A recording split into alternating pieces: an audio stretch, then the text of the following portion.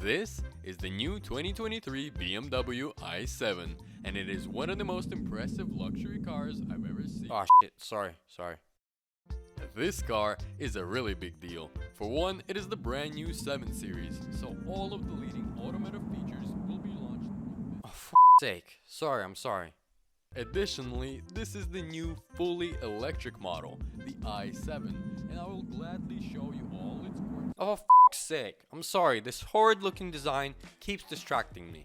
I really can't pay attention to the compliments Doug is giving this model without seeing how f***ing ugly the car is. I think the only point everyone is talking about with this car is its ugly f***ing design. I didn't even know it was electric before. Apparently it is. Makes sense why they called it the i7 now. Jesus.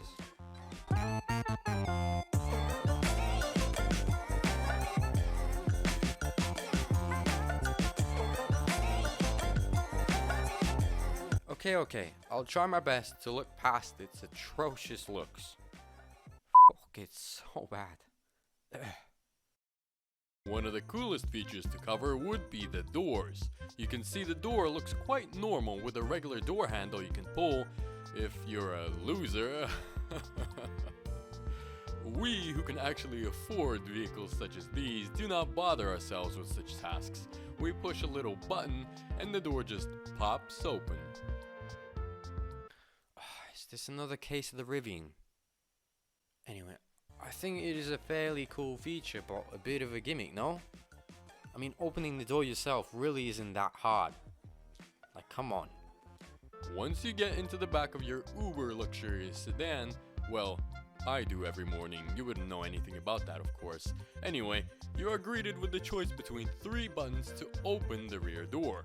One to open the door fully automatically, one to just pop the door open slightly, and another to just open the door yourself. I think this basically proves my point that this is simply a gimmick. Why in the world would you want to have 3 different ways to do the same fucking thing?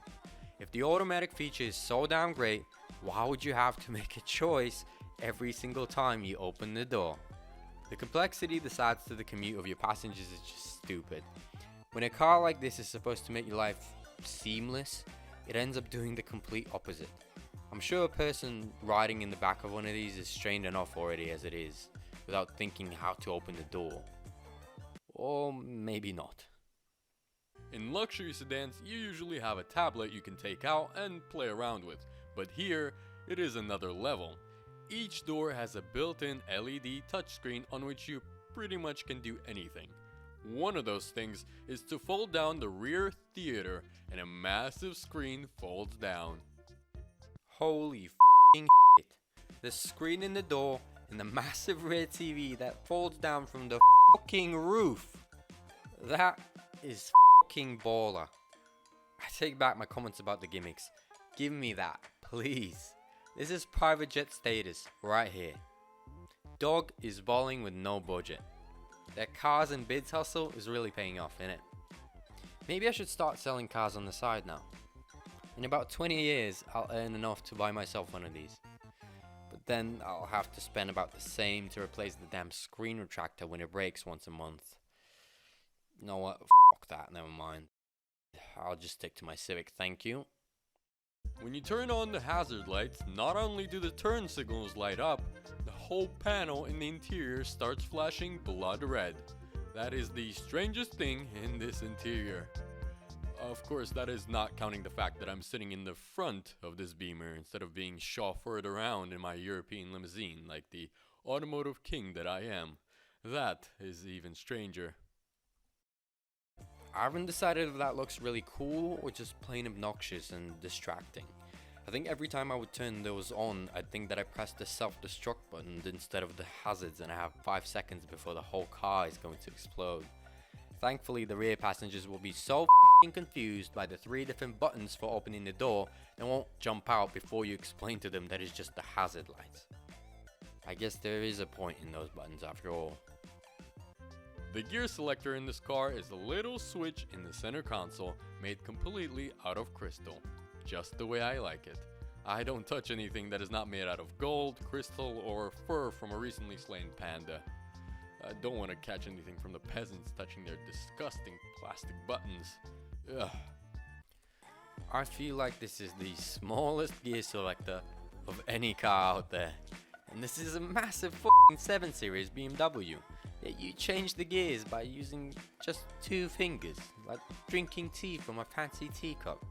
A bit underwhelming for such a car. Apart from sport and comfort mode, the car also has a digital art mode. When selected, a piece of unique art is displayed on all of the screens in the interior. Yes. No! What the no! I swear this has to win the award for the most useless feature ever on a car. It will never be used by anyone, apart from the salesman pointing it out to you when you buy the car at the dealership. The picture doesn't even look that good anyway. Looks like a screensaver from the 2010s. Can't even get a fucking thing right. Fucking hell. Moving to the exterior of the car, it has been a little controversial regarding the front and rear ends of the car. No, Jesus fucking Christ. It is so fucking hideous. I really can't. Somehow the 7 Series designers have had an absolute shit track record. Starting with the really controversial E65, the ridiculously large grille on the more recent model, and now this disappointment. It really is only getting worse and worse. Soon the new 7 Series will be a rebadged PT Cruiser, I swear. But the artists, they must know better, don't they? Piss off. Bring back the 7 Series for sake. God.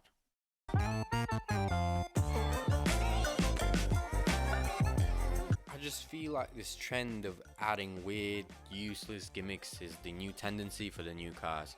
It used to be that flagmans carried the best features first, then every other car adopted them, but here it seems that has been completely abandoned.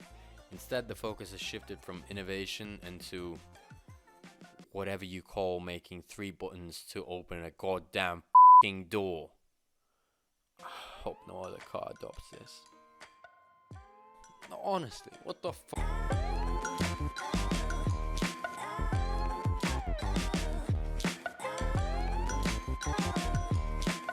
Shit, I think the blacked out version is actually growing on me. Fuck.